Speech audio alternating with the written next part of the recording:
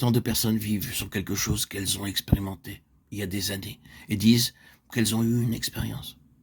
Celle-ci se présente sous différentes formes. Nous avons pu avoir ce qu'on appelle un baptême du Saint-Esprit et l'avoir nommé notre baptême du Saint-Esprit. Mais ne pensons pas que le but des choses toutes puissantes soit atteint. Beaucoup de personnes le croient. Elles disent constamment lorsque j'ai reçu mon baptême. Pourquoi?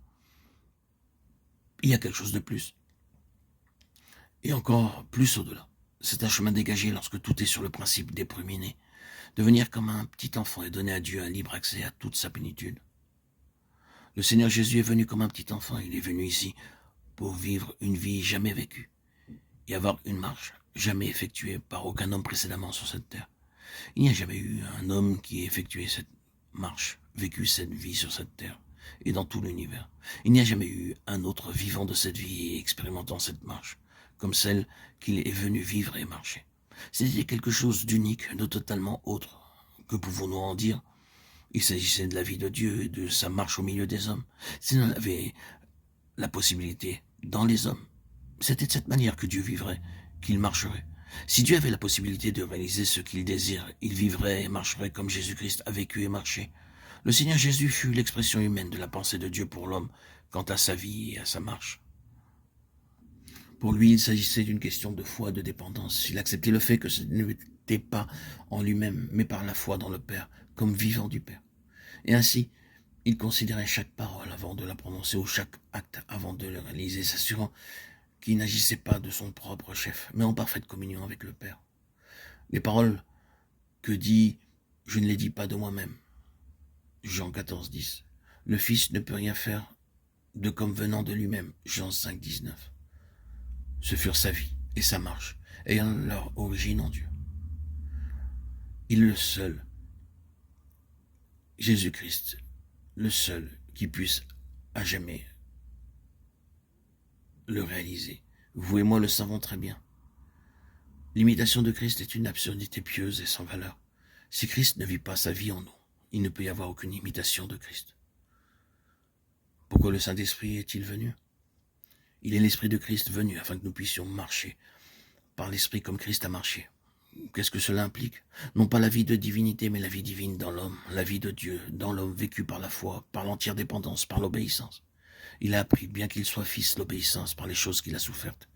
Hébreux 5, 8. Pensez à ceci concernant le Seigneur Jésus-Christ, Dieu manifesté dans la chair. Le Saint-Esprit est venu afin que vous et moi, et tous ceux qui se confient au Seigneur, puissions apprendre comment vivre et marcher comme il a vécu et marché. Formulons-le autrement et de manière plus précise, en disant que le Saint-Esprit est venu afin que le Seigneur Jésus puisse vivre sa vie et effectuer sa marche en nous. C'est ce que l'on veut dire par être rendu conforme à l'image du Fils de Dieu. C'est être amené sur son fondement et par le Saint-Esprit être conduit à vivre et marcher comme lui-même a marché et vécu. Il s'agit d'une chose progressive qui sera achevée dans la parfaite conformité de Christ.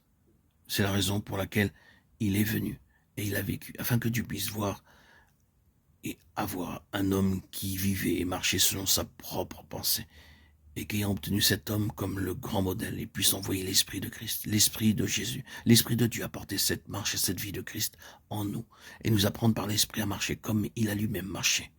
Tout est Christ, car sans moi, vous ne pouvez rien faire. Jean 15, 5. En dehors de lui, c'est une chose impossible. Mais si Christ est au centre même, cela devient possible, et c'est l'Église des premiers-nés. Il s'agit de Christ en tant que réalité intérieure, vivante, une connaissance directe, personnelle de lui-même, d'une manière intérieure.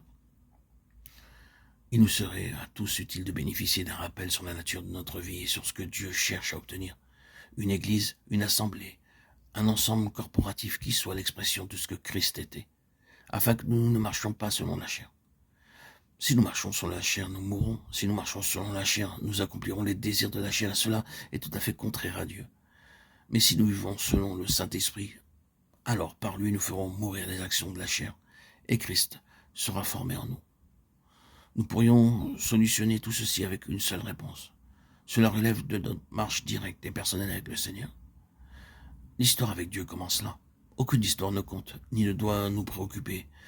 En aucun cas, une autre histoire ne doit nous influencer et ne doit certainement pas être le fondement sur lequel nous nous tenons, quelle qu'elle puisse être. Une histoire avec Dieu est celle où commence d'une manière vivante une connaissance de lui-même, et il n'y a aucune autre histoire. Par cette nouvelle naissance en Christ, arrivons dans un monde complètement nouveau, où aucune des anciennes aptitudes, si nous en avons eu conscience, ne nous est d'aucune utilité. Voilà à ce que nous avions à dire à propos du nouveau commencement, de la nouvelle naissance.